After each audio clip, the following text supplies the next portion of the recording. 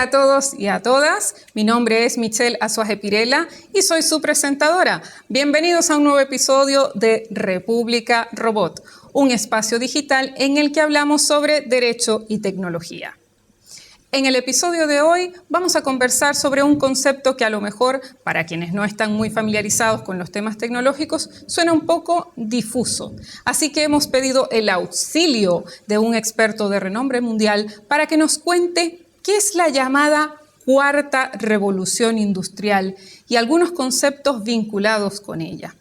Necesitamos saber qué es esto de esta revolución tecnológica que estamos viviendo y para eso hemos pedido, como les he dicho, el auxilio de un experto de renombre mundial, pero chileno. Lo voy a presentar como su nombre amerita. Él es el doctor Ricardo Baeza Yates.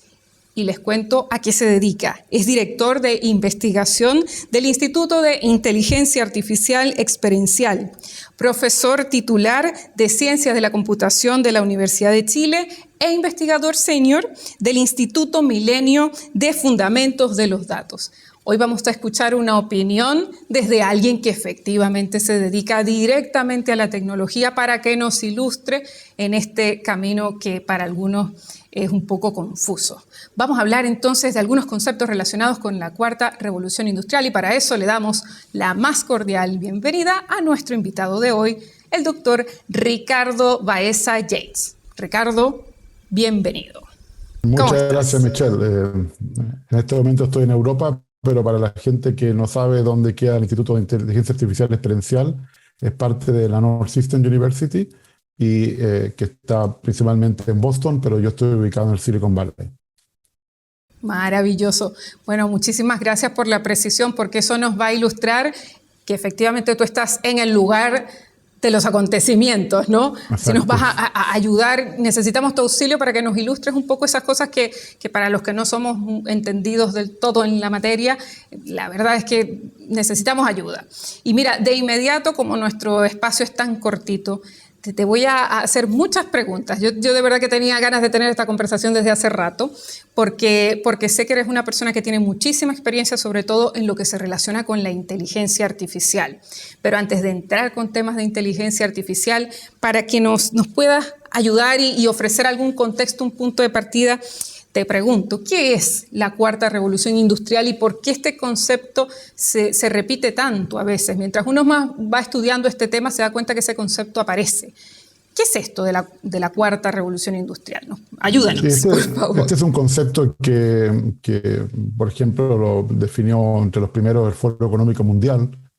Y para ponerlo en forma muy sencilla, es la convergencia de distintas tecnologías que han avanzado mucho, que puedes pensar que es en el mundo físico.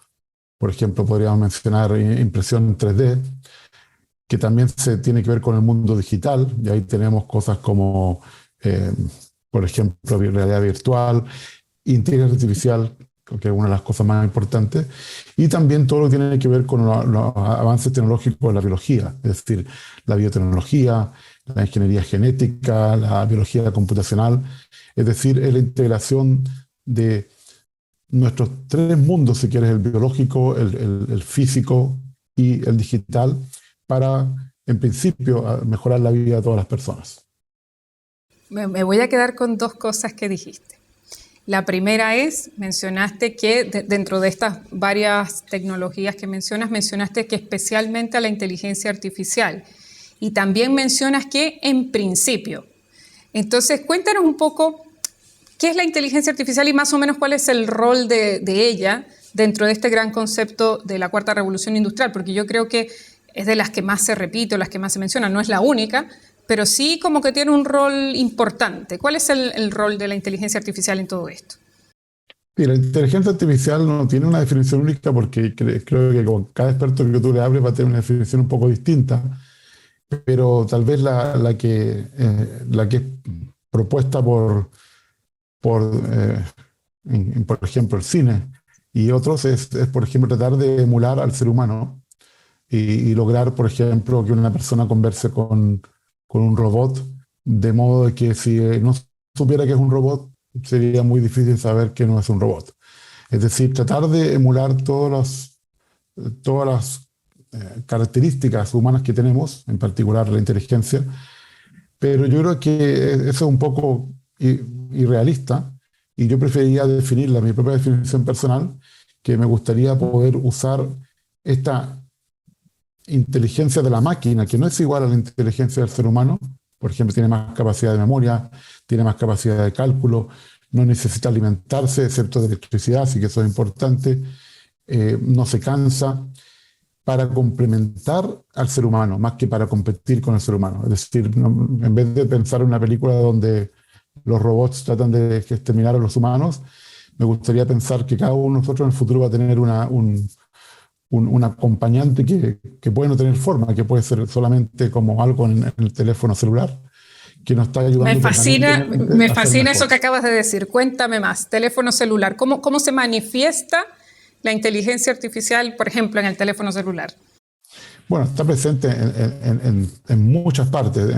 Empecemos por ejemplo, cuando uno está escribiendo, que es saber cómo tienes que completar la frase. Muchos de esos algoritmos usan un área particular de la inteligencia artificial que ahora se confunde con el término de inteligencia artificial, que se llama aprendizaje automático, machine learning en inglés. Es decir, poder aprender de los datos y luego, por ejemplo, predecir cuál es la frase que tú quieres escribir y te va ayudando a escribir más rápido. Eso es como una de las formas más sencillas que uno lo ve todo el tiempo. Pero esto también uno lo ve en la publicidad que le presentan a uno, en las recomendaciones en sitios de comercio electrónico, en los buscadores cuando buscas algo, todo el orden que están las cosas también están apoyados por el aprendizaje automático.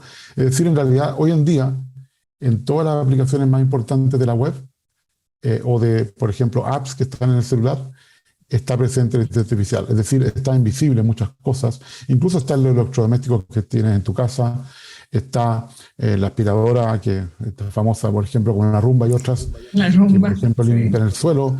Está en los autos, por ejemplo, para predecir cuándo va a fallar algo. Está en las industrias, grandes industrias. Por ejemplo, ahí sí que hay robots de verdad, que están, por ejemplo, ensamblando autos, o robots que hacen otro tipo de cosas. Y al final es tal vez de todas las tecnologías que mencioné la más extendida, porque se puede usar en cualquier actividad humana. Me gusta mucho, te detengo aquí porque al principio tú decías dos cosas que me gusta muchísimo escucharla, porque no siempre se escucha. Pero es bueno que un especialista, digamos, de tu talla, de tu renombre, lo diga. Y es que esto es un acompañamiento al ser humano, que a ti te gustaría verlo no como un competidor, me parece que lo decías. ¿Y por qué? Porque fíjate que uno tiene, digamos, comúnmente una idea, que tú la avanzabas por ahí, de lo que vemos sobre los robots en las películas, ¿no? Y uno vincula ese concepto de inteligencia artificial con robots bueno, y también, no solo por las películas, también se dice mucho por ahí en cierta literatura que, por ejemplo, la inteligencia artificial puede llegar eventualmente a destruirnos, o se teme, algunos temen eso, ¿no? O a desplazarnos en ciertas tareas. ¿Qué opinas tú con respecto a eso? Porque tú decías, en principio, ¿por qué no nos mencionaste esa frase de en principio la inteligencia artificial está para apoyarnos o para acompañarnos? ¿A qué te referías con eso? Yo creo que como todas las tecnologías se pueden usar de muchas maneras. Es decir, pensemos en tecnologías más antiguas como, por ejemplo, la energía atómica. Se puede usar bien o mal. Se ha usado de las dos maneras, bien y mal. Entonces, yo creo que también siempre tenemos ese mismo peligro porque la gente no piensa por ejemplo, el tema ético detrás de los posibles daños, ya sea psicológicos o físicos, que puede tener una persona. Por ejemplo, tenemos esa obsesión, no todos, tal vez no yo, pero mucha gente tiene esa obsesión de tener robots con formas humanas, es decir, robots que se parezcan a nosotros, que es un sesgo antropomórfico, porque los robots no tienen por qué parecerse a nosotros. De hecho, yo creo que éticamente no debieran parecerse a nosotros, porque una persona tiene que saber que está hablando con un robot y no que está hablando si hablamos de las famosas películas, por ejemplo, un replicante o un data o algo que parece casi humano y que por suerte todavía sabemos que no es humano, pero en el futuro actualmente hay Por ejemplo, Sí, yo chatbots concuerdo que te contigo, pueden no, no hablar, me gusta. que te pueden hablar y la gente no sabe si está hablando con una persona o con una voz sintética. Y eso ya crea problemas éticos porque esa persona puede estar pensando que una persona al otro lado está pensando que va a haber empatía, que va a haber confianza, que va a haber otras cosas que en realidad son características humanas que no hay que asignarles a las máquinas, a los algoritmos, al software o a los robots. Es decir, yo no le asigno cosas como la justicia, que es la más importante del derecho, como la confianza, como la ética. Son características humanas que no van a tener estos sistemas. Pero pueden tener otras cosas que son muy importantes para nosotros. Por ejemplo, tú decías, nos van a reemplazar en algunas tareas. Yo creo que sería muy bueno que nos reemplazaran las tareas que son, por ejemplo, de gran esfuerzo físico, de gran tensión. Los mejores sistemas de control aéreo son hechos por computador. Y tú Por decías algo ejemplo, importantísimo hace un minuto, ¿no? No se cansan. no se cansan, claro. Y entonces, ¿cuánta gente agotada tenemos y por qué no usar una herramienta? No, por eso, los controladores de aviación deben ser unos trabajos más estresantes que hay en el mundo. Así que si podemos, mi mundo futuro ideal sería que usáramos la tecnología computacional para reemplazarnos nosotros en todos los trabajos que en realidad nadie quiere hacer. Y eso está lleno. De hecho, a mí me gustaría redefinir la función de trabajo como lo que haces no te gusta, eso es trabajo. Porque si lo que haces te gusta, en realidad no es un trabajo, te están pagando por hacer lo que te gusta, así que eso deberíamos llamarlo, no sé, o una palabra distinta que significa, mira, esta pobre persona tiene trabajo, se hace algo que no le gusta, y esta otra persona tiene la suerte de que porque estudió mucho, está haciendo cosas que le gustan casi todo el tiempo. Todos tenemos trabajo parte del tiempo. Pero, por ejemplo, Me imagínate si gusta nosotros tu tuviéramos visión. tiempo. No, pero imagínate si tuviéramos tiempo, todas las personas del mundo, para hacer lo que realmente nos gusta. ¿Te imaginas la cantidad de arte, la cantidad de música, la cantidad de literatura nueva que aparecería? Porque pues, finalmente puedo tratar de dedicarme a lo que me gusta. No todos van a ser buenos, pero voy a tener la oportunidad de probarlo, de potenciar. Pero sabes qué bueno que digas esto, ¿no? No todos van a ser buenos desde el Porque punto de esto es una vista cosa humana. de la propiedad intelectual, perdón. Se protegen obras buenas y obras malas, ¿no? Porque hay público para todo y hay gusto para Hay mucha todo. música que no me gusta, y hay cuadros que no me gustan, hay de todo, sí, pero y hay libros que no me gustan. Efectivamente. Pero yo creo que imagínate que todo el mundo pudiera dedicarse a lo que le gusta. Tal vez no todo el mundo leería o apreciaría lo que hacen, pero por ejemplo, O tener más tiempo para vivir una vida plena, digamos, para recrearse, para no hacer esas tareas agotadoras o yo creo que la peligrosas. economía podría estar tan avanzada de esa manera que no sería difícil tener un sueldo universal para todas las personas. Oye, y una pregunta, Ricardo, yo siempre le he querido preguntar esto a alguien que, que se dedica al área. Hay muchas representaciones de la inteligencia artificial y la robótica avanzada en las películas, ¿no? Y muchas veces los ciudadanos comunes, digamos, que no estamos formados en esa ciencia, esa es la representación que tenemos sobre lo que es la inteligencia artificial. ¿Habrá alguna película, no sé, me pregunto yo, alguna que sea lo más cercano a lo que existe en la actualidad, aunque sabemos que con sus matices, ¿no? Como que no es exactamente igual a lo mejor, o a lo mejor sí, no sé, yo no he visto todas las películas sobre inteligencia artificial. ¿Se te ocurre una que se acerque un poquito y que describa con mayor precisión lo que existe hoy? ¿O todas son así, todas futuristas o basadas en situaciones que no son del todo reales? Bueno, todas las películas son futuristas en algún momento y después dejan de ser futuros. O sea, tenemos 1984, 2001, Odisea del Espacio. Hay cosas que se han predicho en las películas que ya ocurrieron. Por ejemplo, supongo la primera película que era sobre cómo llegar a la Luna y finalmente se logró, aunque hay gente que no lo cree, etcétera.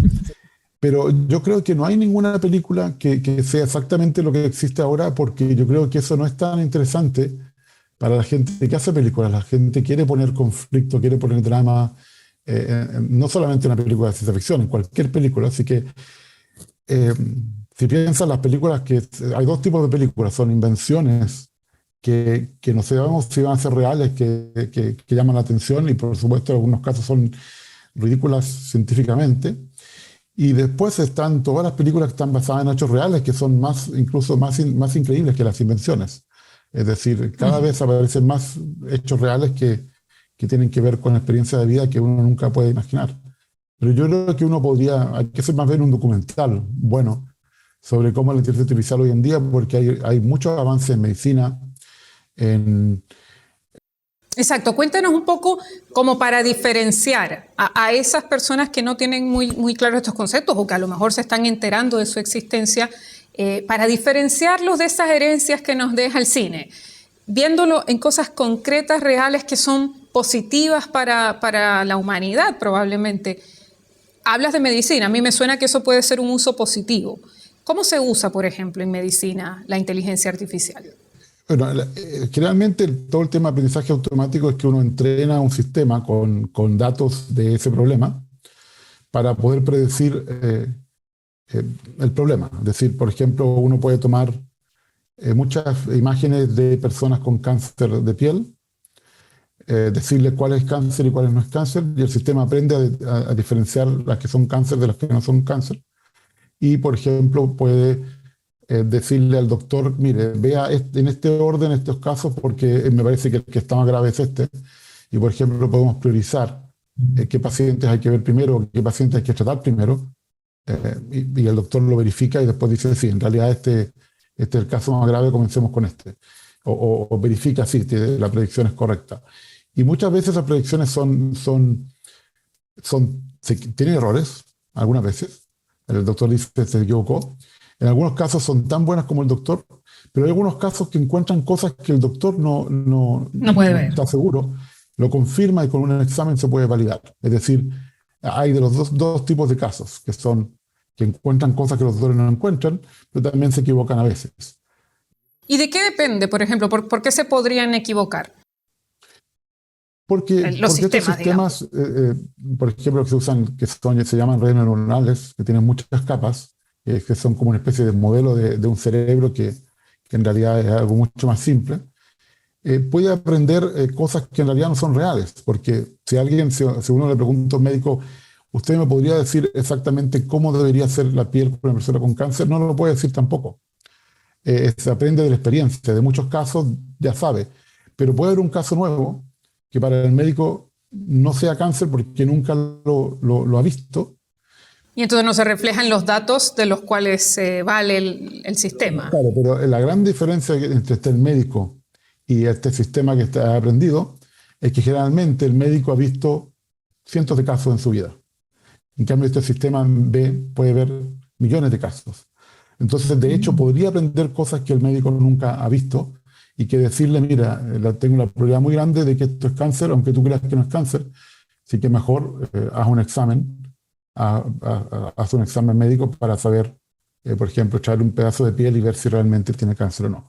Y eso pasa mucho O sea también que, con cáncer de pecho u otras cosas que tienen que ver con enfermedades que se pueden predecir usando imágenes, tal vez una aplicación más usada. Pero se pueden hacer otras cosas, incluso están prediciendo ahora la probabilidad de que tengas un ataque al corazón viendo, por ejemplo, y esto es lo que va a ser en el futuro cercano, no exactamente ahora, pero muy pronto. Por ejemplo, si uno lleva un reloj o cualquier aparato que te pueda medir cosas como el pulso, la presión, etcétera, te va a decir, mire, usted está en peligro de tener un ataque al corazón en las siguientes 3 horas y que mejor váyase al para hospital. prevenir, por supuesto. Prevenir, claro. Entonces, puede que se equivoque, pero cuando no se equivoca, eso es la diferencia entre la vida y la muerte. Óyeme, pero te quería preguntar una cosa, porque hemos hablado de usos positivos, como la medicina, que me gusta muchísimo que lo traigas como ejemplo, porque queremos que la gente esté sana y que la gente sea feliz y que la gente sea plena. Pero, ¿y entonces un uso malo? Porque tú nos hablabas de aspectos éticos y nos hablabas también de algunos peligros, dilemas. Un uso malo así terrible, ¿cuál podría ser? Yo creo que hay que distinguir entre dos tipos de usos. Usos que son negativos, pero por ignorancia o por falta de conocimiento de lo que hay que hacer, y otros que son realmente negativos porque hay una intención maligna en el uso.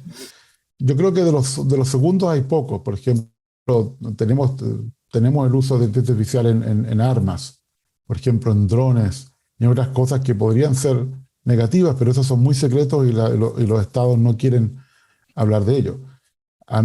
Yo esperaría que no tenemos que esperar a tercera guerra mundial para prohibir el uso de esta tecnología, aunque sea parcialmente, porque hay que recordar que en la Primera Guerra Mundial se usaron armas químicas y se prohibieron. En la Segunda Guerra Mundial se usaron armas atómicas, después están como prohibidas. Y yo preferiría que pasara lo mismo con el uso indiscriminado de inteligencia artificial, porque es un arma que en realidad está en todas partes, y que más que ser como una bomba, es como más bien una bomba de racimo. Puede llegar a mucha gente, puede afectar a mucha gente, y puede afectar a la civilización completa. Ahora, me preocupa más lo que está pasando más a menudo, que son como temas de discriminación. Por ejemplo, no se revisa si hay sesgo de género o de origen geográfico o de clase económica en los datos. No se verifica si la función que usamos para diseñar el sistema, la optimización, por ejemplo, queremos ganar más dinero, eso a veces genera otro tipo de sesgos, discriminaciones que también son perniciosas si nadie verifica eso. Y finalmente hay otros sesgos que aparecen en la reglamentación entre el usuario y el sistema. Por ejemplo, en el comercio electrónico hay sesgos de exposición, hay sesgos de popularidad, y hay otros sesgos que hacen que el mercado no sea muy justo y que eso desfavorece, por ejemplo, a los que venden poco con respecto a los que venden mucho, etc. Y ese es como el tema principal hoy en día, la discriminación. Pero hay otros temas que son más complicados, más simples, y hay uno que yo creo que te va a interesar mucho. Es, por ejemplo, déjame mencionarte solamente dos. Uno es lo que se llama la fisionomía, o lo que sería como una frenología moderna. Yo analizo tu cara y puedo predecir qué género eres, o cuál es tu orientación sexual, o cuál es tu orientación política, o incluso si vas a ser un criminal. Hay ya 2 trabajos científicos de eso. Eso es pseudociencia, eso no se debería hacer, y incluso si fuera científico, eso no es ético. Entonces, ese es un tema que no quiero que pase mucho más. Y el otro, por ejemplo, es que hay decisiones humanas que son individuales. Por ejemplo, la justicia es una de ellas. Y tú vas a, por ejemplo, ahí donde he aprendido mucho Lorena Jaume Palazzi, en las decisiones de justicia que tienen que ver con el contexto de una persona específica, en un caso específico, los datos no capturan todo el contexto. Entonces, el primer problema es que puedes cometer una injusticia porque los datos no están capturando el caso completo. Pero peor aún, si tú estás usando datos de muchas personas que tuvieron un caso similar, tú lo que estás haciendo es como promediando a esa persona con respecto a las otras personas, y la estás dejando de ver como un individuo y la estás convirtiendo como uno más de un montón. Y eso tampoco es ético. Así que uno no debería usar datos de otras personas para decidir en tu persona. Eso también ocurre en la educación. Por ejemplo, tenemos que decidir una beca. Y esta es una persona específica, por ejemplo, que viene de un segmento pobre y que tal vez, no sé, es de una minoría.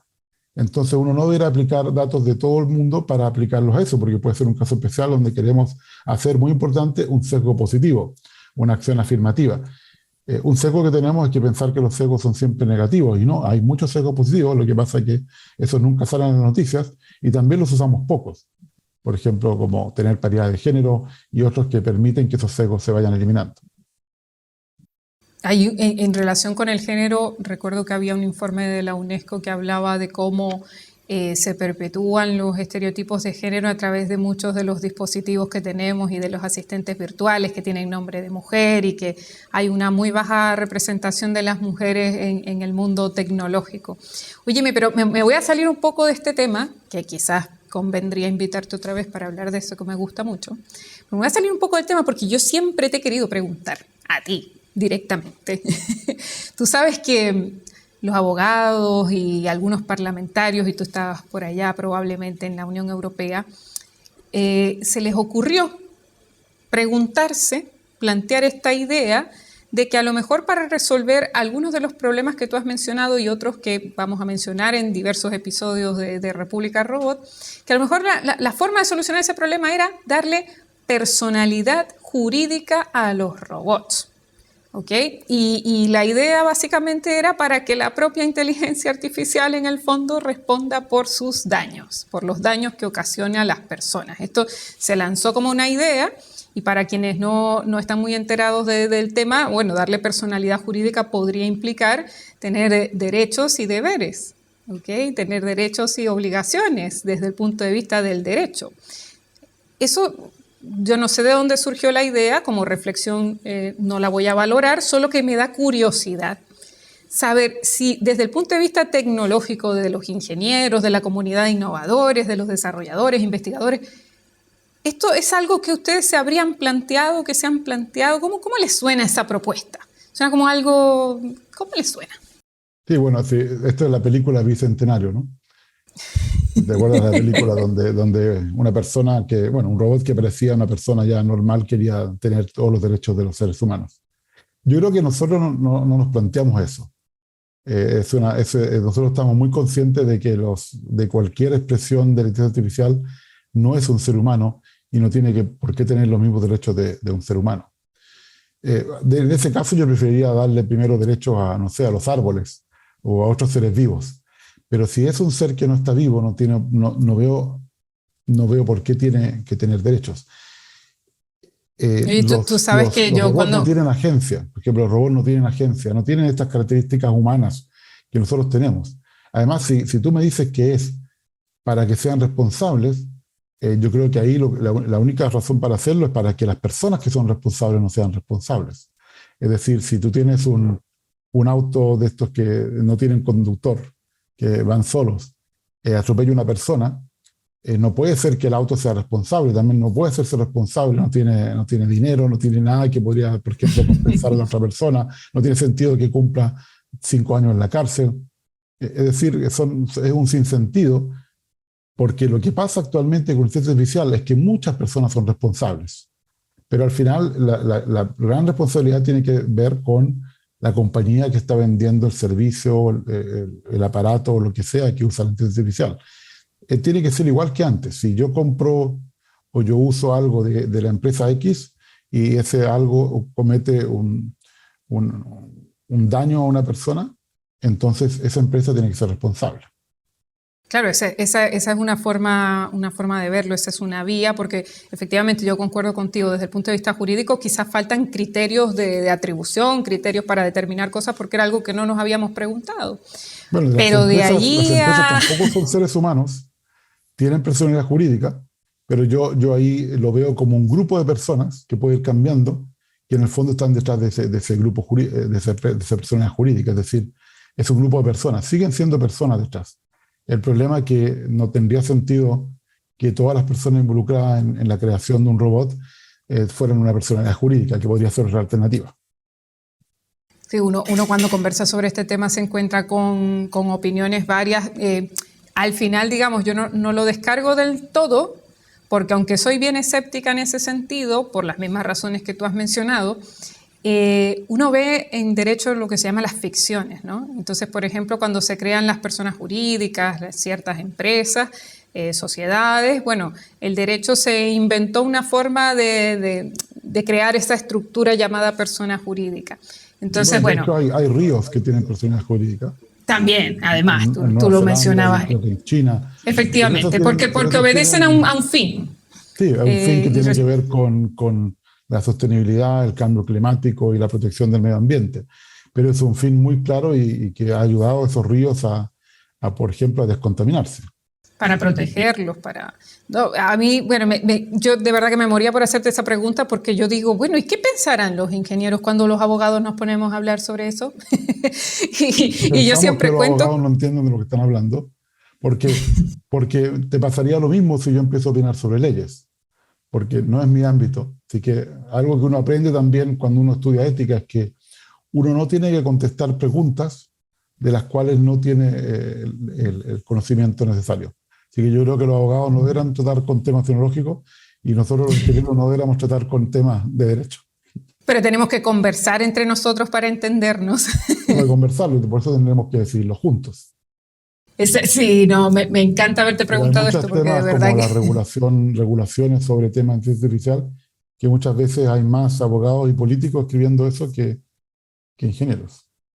Ay, ahí hay un temazo que nos da para otro episodio, pero sí, me encanta haberte preguntado esto porque efectivamente a veces uno se pierde como abogado, o le preguntan sobre estas cosas y no está del todo mal decir que uno no sabe y preguntarle al que sabe, ¿no? Porque efectivamente podríamos generar más problemas que soluciones, y en este caso yo creo que efectivamente, por el análisis que he podido ver, de conversar y de leer mucho sobre el tema, a mí me parece que hay teorías por ahí que parten de cosas que no son del todo acertadas. Entonces uno tiene que empezar a discriminar, tiene que empezar a distinguir para no confundirse, porque es muy complejo para los que no entendemos eso. Yo siempre cuento, que aquí te robo un minuto, el invitado eres tú, pero yo siempre cuento, mira, que yo cuando empecé a leer esto, leía mucho sobre ese momento hipotético en el cual la inteligencia artificial nos superara y nos destruyera, y tú sabes, el robocalipsis. Hasta que un día fui a una feria en Madrid, fui a una feria de robótica e inteligencia artificial, y había un robotito que tú le ponías música y bailabas.